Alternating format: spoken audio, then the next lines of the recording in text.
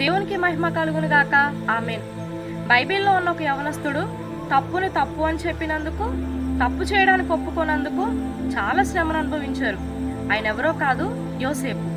తన అన్నల చెడు ప్రవక్తను చూసి అది తప్పు అని తన తండ్రికి అది తెలియచేయడం, తన తండ్రి యోసేపును అమితంగా ప్రేమించడం, యోసేపుకు దేవుడిచ్చే దైవికమైన కలలు అన్నల్లో కోపం కలగడానికి కారణమైంది.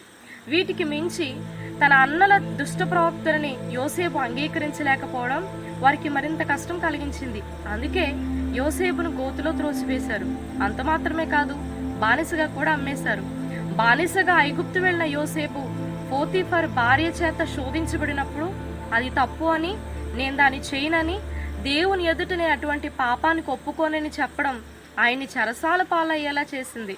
ఒకసారి తప్పన్నందుకు గోతిలో పడ్డారు, రెండు ఆ తప్పుకు ఒప్పుకోనందుకు చెరసాల్లో పడ్డారు. కొన్నిసార్లు మన విశ్వాసాన్ని కాపాడుకునే క్రమంలో కొన్నిటిని తప్పు అని చెప్పినా, కొన్నిటికి ఒప్పుకోకపోయినా చాలా తీవ్రమైన శ్రమను ఎదుర్కోవాల్సి వస్తుంది. అయితే ఈ రెండు యోసేపు జీవితాన్ని పాడు చేయలేదు.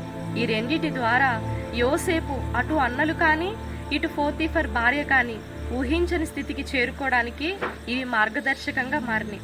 తప్పుని తప్పుగా చూస్తూ, తప్పుని ఒప్పుకోక విశ్వాసాన్ని కాపాడుకోనగలిగిన కృప దేవాది దేవుడు మనందరికీ దయచేయను గాక. ఆమేన్.